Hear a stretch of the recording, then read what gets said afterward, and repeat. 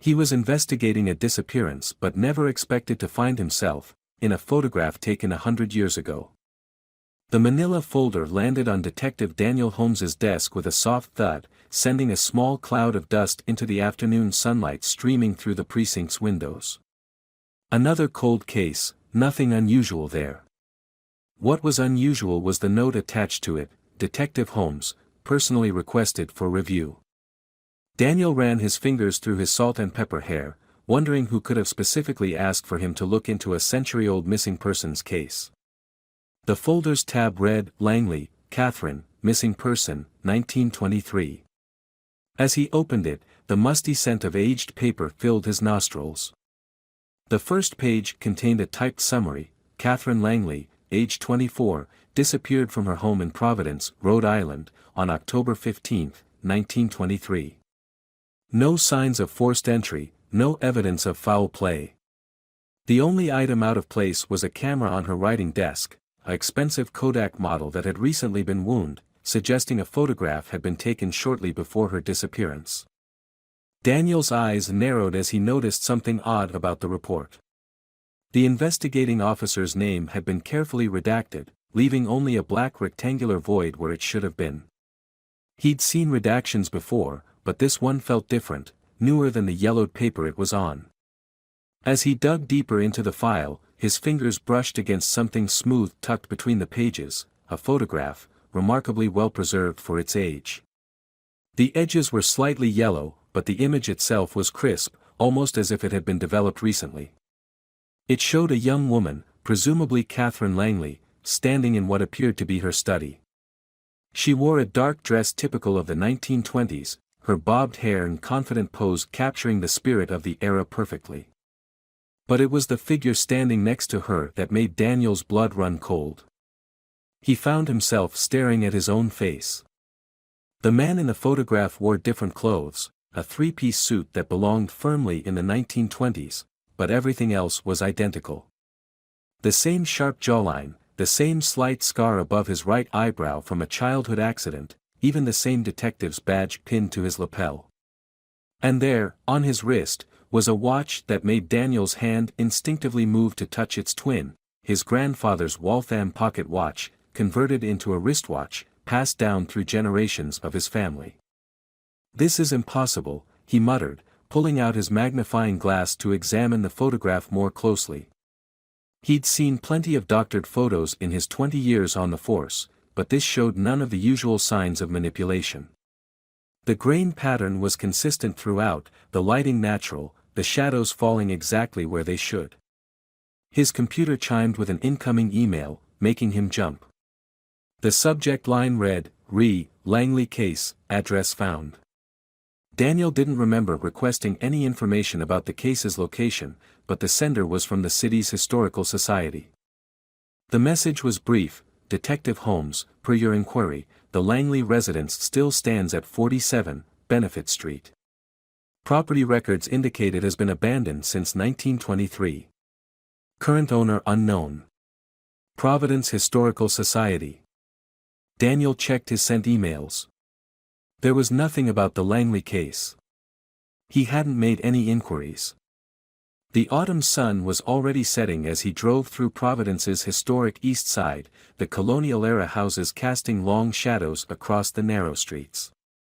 47, Benefit Street looked exactly as he expected a house that had been abandoned for a century would look: ivy-choked walls, windows boarded up with aged plywood, a forgotten relic surrounded by meticulously maintained historic homes. As he parked across the street, his phone lost signal, not unusual in areas with old stone foundations.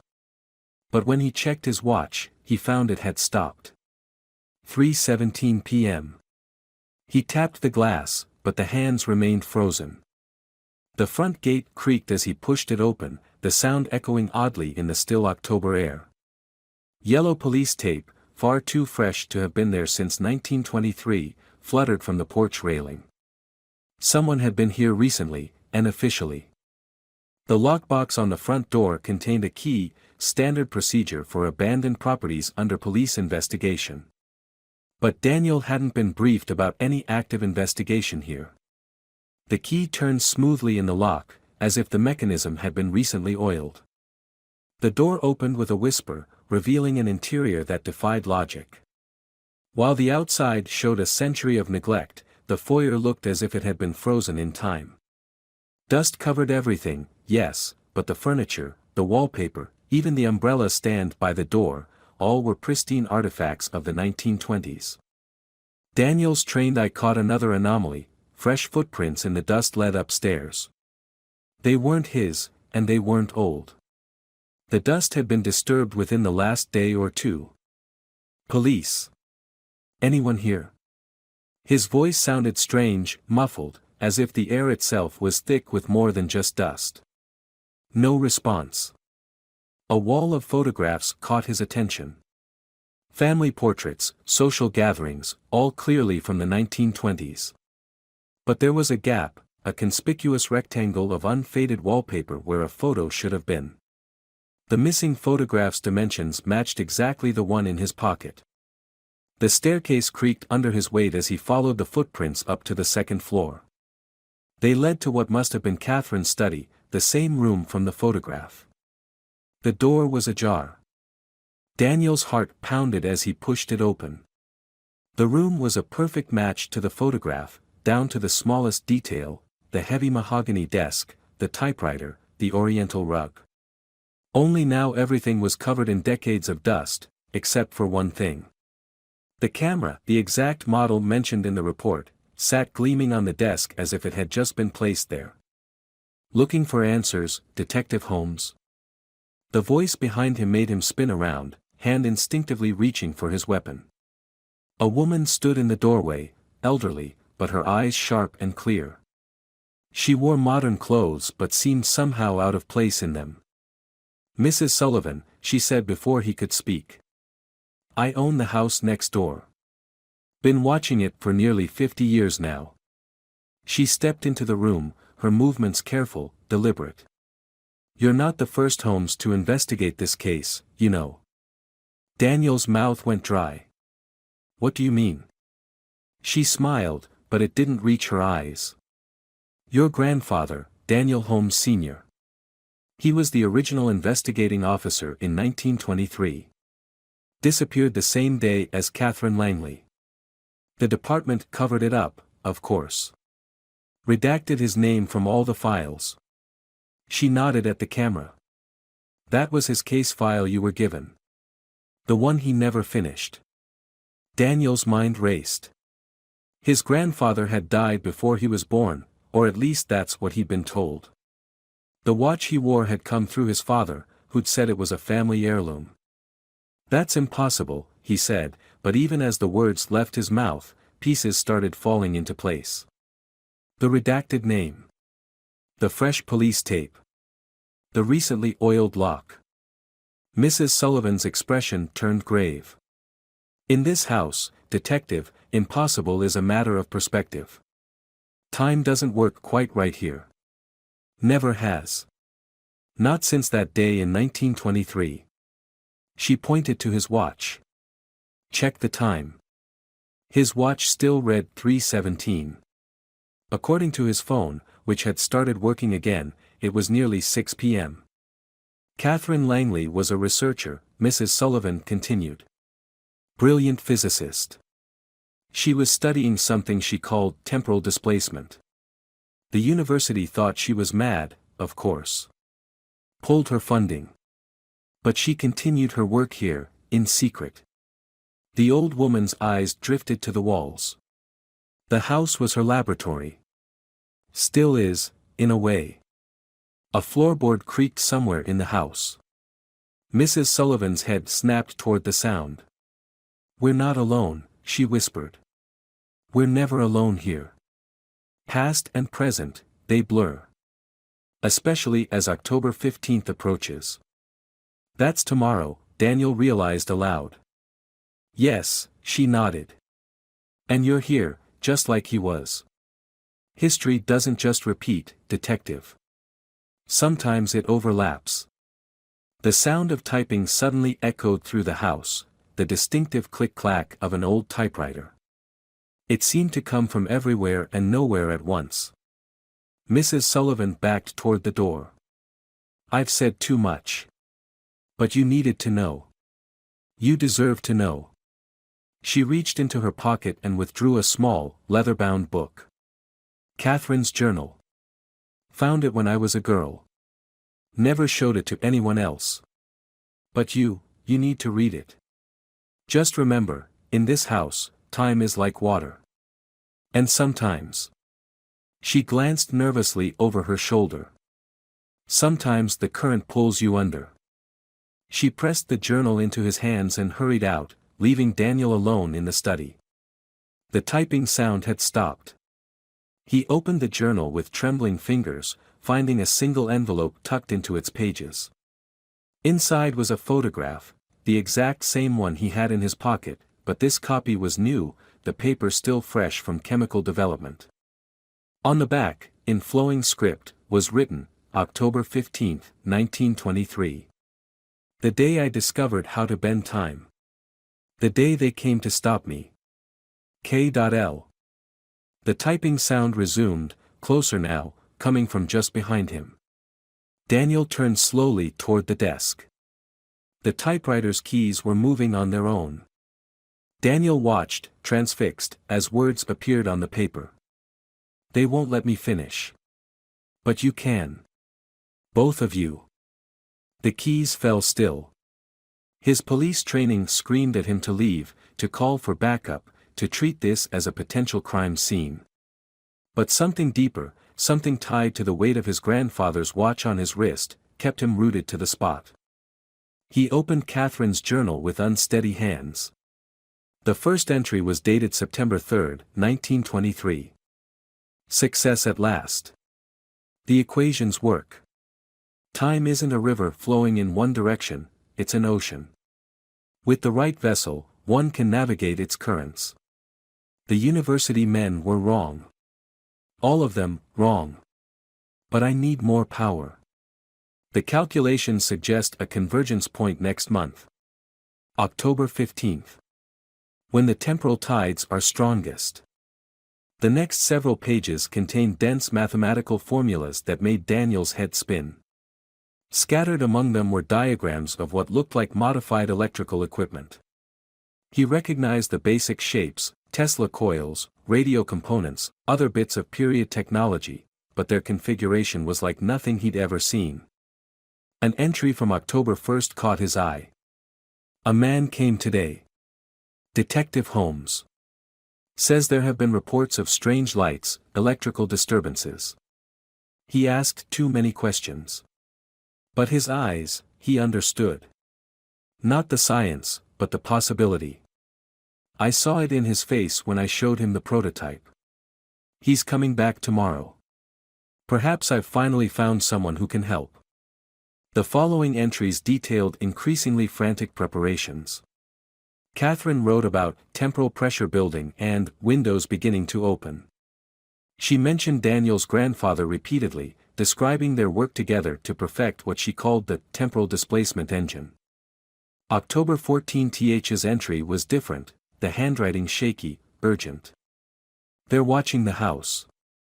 Government men, I think. Holmes says they're from something called Section 7. They know what we're building. They'll try to stop us, claim it's for national security. But they don't understand. This isn't about weapons or power. It's about truth. About proving that reality is bigger than their small minds can accept. Holmes is bringing his camera tomorrow. We'll document everything before they can shut us down. We'll make them see." The final entry was dated October 15, 1923, written in a hasty scrawl. "They're here. Earlier than we expected. Holmes is holding them off downstairs, but I hear shouting. The displacement field is still unstable. If they shut it down now, the temporal backlash could." The entry ended in a jagged line, as if Catherine had been interrupted mid-sentence. A sudden draft rustled the journal's pages. Daniel looked up to find the room's temperature had dropped dramatically. His breath came out in visible puffs of vapor. The fresh footprints in the dust, he realized, weren't just coming up to this room, they formed a circle around the desk. As if someone had been pacing. As if they were still pacing. The typewriter's keys began moving again. Time is a circle here. October 15th always comes back. They're coming again. But this time we can stop them. A loud crash echoed from downstairs, followed by the sound of multiple footsteps. Heavy, purposeful footsteps. Providence Police. This is a restricted area. The voice was familiar, too familiar. Daniel had heard it every day of his life in recordings his father had played him. Recordings of his grandfather. The footsteps were coming up the stairs now, accompanied by other, heavier treads. A woman's voice, precise and urgent, called out from somewhere nearby, "Detective Holmes. They're here. We have to." Static electricity crackled through the air. The hairs on Daniel's arms stood on end. The room's shadows began to move in ways that shadows shouldn't, stretching and contracting like living things. On the desk, Catherine's journal flipped open to a page he hadn't seen before. A photograph was pasted there, one that made his heart stop. It showed a room full of strange electrical equipment, Tesla coils arcing with impossible energy. And in the center, two figures, Catherine Langley and his grandfather, both looking directly at the camera with expressions of triumph. The photograph was dated October 16, 1923. Tomorrow's date. One day after they had supposedly disappeared. The typewriter clattered one final time. Now you know. What happens next is up to you. The study door slammed shut. When Daniel tried the handle, it wouldn't budge. Outside, the footsteps grew closer, and with them came a strange, building hum that seemed to resonate in his bones. His grandfather's watch had started ticking again. But the hands were moving backward. The humming grew louder, accompanied by a violet glow seeping through the floorboards. The air itself seemed to thicken, making each breath feel like drawing honey into his lungs. Daniel's police training warred with the impossible situation: stay put and assess, or try to escape. The decision was made for him when the mirror over Catherine's desk began to ripple like disturbed water. His reflection distorted, shifted, then resolved into a different image entirely, the same room, but bright and new, filled with arrays of electrical equipment. Through the quicksilver surface, he saw Catherine Langley bent over a bank of instruments, her movements urgent. Behind her, a man in a 1920s detective's uniform, his grandfather, was barricading the door.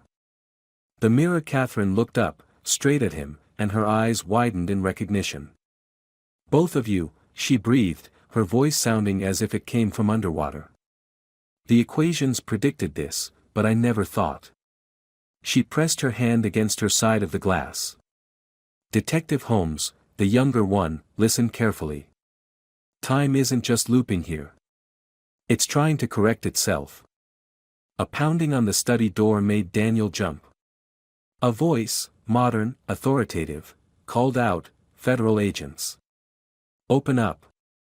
Simultaneously, through the mirror, he heard another voice from the past, Section 7. "You're harboring illegal technology, Miss Langley." "They found us in both times," Catherine said quickly. "But now we have a chance to change it. Your grandfather understood too late. The device doesn't just bend time, it fixes it. Repairs temporal damage. They didn't want it shut down, they wanted to weaponize it.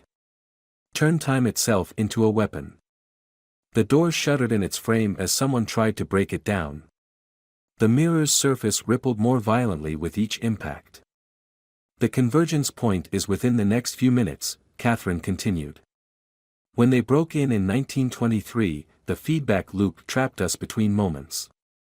We've been trying to warn ourselves ever since, trying to prevent it from happening again and again.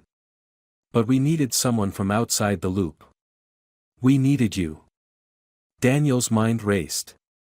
The photograph was taken moments before they broke in. "We knew someday someone would find it, would be drawn here. But it had to be the right person. Had to be you." She glanced nervously over her shoulder. Through the mirror, Daniel saw his grandfather consulting his watch, the same watch now ticking backward on Daniel's wrist. The pounding on the door grew more intense. Wood began to splinter. "The device is still here," Catherine said urgently. "Hidden in the walls. They never found it. But it's damaged, stuck in a feedback loop. If you can reach the control panel." She gestured to a section of wood paneling that, in Daniel's time, was covered by a faded tapestry. He ripped the fabric down, revealing a seam in the woodwork. His fingers found a catch, and a panel swung open to expose a mess of copper wiring and strange brass instruments, all connected to what looked like a modified radio set. "If they shut it down wrong, the temporal backlash will trap us all," Catherine warned. "Like it did before. Over and over. But if we can synchronize the shutdown from both times." The door burst open with a crash. Two sets of federal agents poured in, one group in modern tactical gear, the other in 1920s suits and fedoras. They moved in perfect mirror synchronization, weapons drawn. "Step away from the device," they commanded in unison. Through the mirror, Daniel saw his grandfather reach for something in his jacket. Not his gun, a small brass key attached to a chain. Daniel's hand went to his own neck, where his father's old house key hung on a silver chain. He'd worn it since childhood, never knowing why it felt so important to keep it close. The two keys were identical. "The shutdown sequence requires two keys," Catherine said quickly. "That's why we could never finish it alone. Time protecting itself." The agents were shouting orders, moving closer. The air crackled with temporal energy. Daniel could see both times overlapping now, reality growing thin and permeable. His grandfather caught his eye through the mirror and nodded once. Together, they reached for the control panel. "Don't do it," the lead agent warned. "You have no idea what forces you're dealing with." But Daniel did know. He knew because he'd seen his own face in an impossible photograph. Knew because his grandfather's watch was counting down to a moment that had happened 100 years ago and was about to happen again.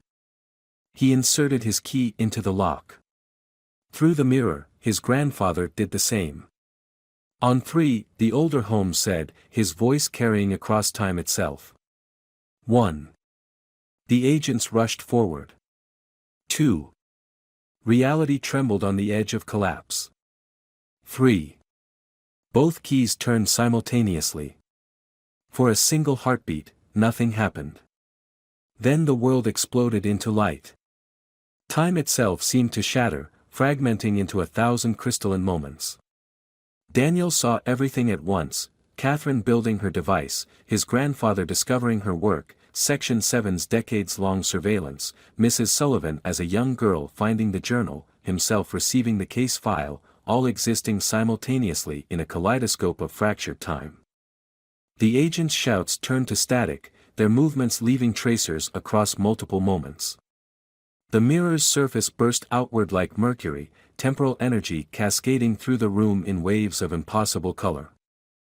In the chaos, Daniel caught glimpses of other times, other versions of this same moment, Catherine and his grandfather throwing the switches, failing, trying again, trapped in an endless loop.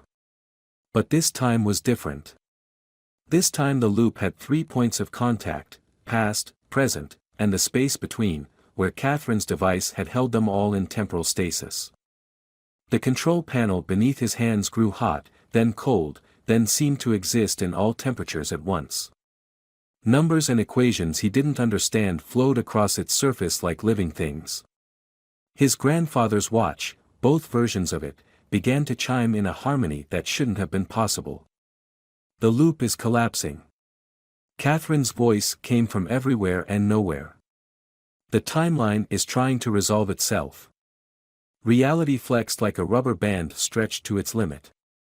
Daniel saw the agents from both eras beginning to fade, their forms becoming transparent as the temporal anomaly that had drawn them here in the first place began to unwind. "Make the choice," Catherine called out. "The device can only save 2, that's why it never worked before. It needs an anchor in both times. Daniel understood then. The photograph hadn't just been a warning or a clue. It had been proof of what was about to happen, what had already happened, what was always going to happen. The loop wasn't just closing, it was offering a choice. His grandfather met his eyes through the last remnants of the mirror. No words were needed. They were investigators, after all. Their job was to find the truth, no matter the cost. Together, they reached for the final switch. The world went white. When Daniel's vision cleared, the federal agents were gone. The room was empty except for Catherine standing at her desk, looking exactly as she had in the photograph. And next to her, wearing his three-piece suit and looking both exhausted and exhilarated, was Daniel's grandfather. It worked, Catherine breathed, checking her instruments. The loop is broken. They'll never even know what happened here. The timeline will repair itself around our absence. And Section 7, the elder Holmes asked. They'll remember investigating an empty house, Catherine said. Finding nothing but ghost stories and local legends. The device will be safe here, powered down, hidden in the walls. Waiting. She turned to Daniel. And you'll be remembered as the detective who disappeared investigating a cold case. Just like your grandfather before you. The symmetry is rather perfect, don't you think? Daniel looked down at his grandfather's watch. The hands were moving forward again, but they weren't marking any time he recognized. Through the windows, he could see Providence as it had been in 1923, motorcars and trolleys, women in long dresses, men in bowler hats. What happens now? He asked. Catherine smiled, moving to adjust something on her temporal engine. Now, Detective Holmes, both of you, we continue our work. There are more temporal anomalies out there. More moments that need investigating. More mysteries that only those who understand the true nature of time can solve. She picked up her camera, the same one that had started this whole investigation. But first, let's take that photograph. After all, someone needs to find it in the future. Someone needs to follow the clues. She wound the film advance. Someone needs to close the circle. Daniel stood next to Catherine, his grandfather on her other side. The camera's timer ticked down. And in that moment, as the shutter prepared to capture an image that would bridge a century, Daniel understood that some mysteries aren't meant to be solved. They're meant to be lived. Time wasn't a straight line or even a circle, it was a case file, full of clues and connections waiting to be discovered by those brave enough or foolish enough to follow them to their end. Or perhaps, he thought as the camera flashed, to their beginning. Years later, a young girl named Sarah Sullivan would find a leather-bound journal hidden in her attic. Inside would be a photograph of three people, a woman in a dark dress, and two men who looked remarkably alike despite their different clothes. On the back would be an inscription. To those who find this, some cases can't be closed. Some doors can't be locked. And some detectives never stop investigating, they just move their investigations to a different time. K.L., DH, and DH. And in a desk drawer in a police precinct a century later, a manila folder would appear, waiting for the right detective to open it. Waiting for the circle to begin again. The house at 47, Benefit Street still stands today. Tourists sometimes stop to photograph its worn facade, attracted by local legends of strange lights and mysterious figures seen through the windows. Ghost hunters occasionally set up their equipment on the sidewalk, hoping to capture evidence of supernatural activity. They're looking in the wrong direction, of course. The real mystery isn't about ghosts, it's about time itself, and the peculiar way it bends around that old house like light around a black hole. Some say that on certain nights, particularly as October 15th approaches, you can hear the click-clack of an old typewriter coming from the study window. Others claim to have seen three people standing in the upstairs window, a woman in a dark dress and two men who look remarkably alike, posed as if for a photograph that was taken a century ago. Or perhaps will be taken tomorrow. Mrs. Sullivan's granddaughter now owns the house next door. She's grown used to the odd electrical disturbances, the way clocks sometimes run backward, the occasional sound of footsteps crossing floors that should be empty. She keeps her grandmother's journal in a safe place, along with a curious collection of newspaper clippings about missing detectives spanning multiple decades. Sometimes, late at night, she sees lights moving in the old house's windows. Not flashlights or electrical lights, but something else, ribbons of color that shouldn't exist, rippling like aurora borealis in miniature. On these nights, her cell phone stops working, and her kitchen clock ticks in perfect synchronization with a sound she can't quite place, like an old pocket watch being wound somewhere nearby. She's never tried to enter the house. She knows better. Some doors are meant to stay closed, some mysteries are meant to stay unsolved, and some detectives are meant to keep working their cases long after the rest of the world has forgotten them. But she keeps watch, just as her grandmother did before her. And every October 15th, she places a fresh manila folder on her doorstep, containing a single photograph and a brief report about a missing woman named Catherine Langley. The folder always disappears by morning. After all, some cases never truly close. They just wait for the right detective to come along, someone willing to follow the clues even when they lead somewhere impossible. Someone who understands that time isn't just a measurement or a direction. Sometimes, it's a case that needs to be solved. And somewhere, in a moment that exists outside of traditional time, 2 detective homes and a brilliant physicist named Catherine Langley are still investigating, still uncovering temporal anomalies, still protecting the delicate fabric of time itself from those who would misuse it. Their greatest case never ended. It just moved to a different time. And if you ever find yourself holding a manila folder with a curious photograph inside, pay attention to the small details, the way your watch keeps time, the sound of typing from empty rooms, the reflection in old mirrors that doesn't quite match reality. Because some mysteries don't need to be solved. They need to be lived.